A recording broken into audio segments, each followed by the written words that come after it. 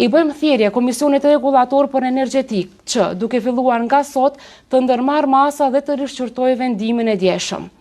Duke pasur parasysh deklaratat e institucioneve kompetente se shteti disponon rezerva të naftës për rreth 62 ditë, këto rezerva duhet të hidhen menjëherë në treg me çmimin maksimal prej 71 denar për litër. Duhet theksuar se këto sasi janë blerë me çmime edhe më të ulëta se ky nivel. Po ashtu, qeveria duhet të shqyrtojë menjëherë mundësinë e uljes së barës fiskale për derivatet e naftës, përfshirë aksiza dhe detyrimet tjera, me qëllim stabilizimin e çmimeve dhe mbrojtjen e standardit të qytetarëve.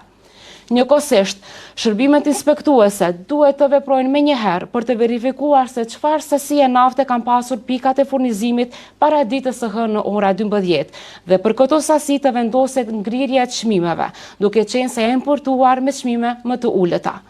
Por operatorët që gjatë fundjavës dhe ditës së hënë nuk kanë furnizuar qytetarët me karburant, duhet të ndërmerren masa dhe sanksione në përputhje me ligjin.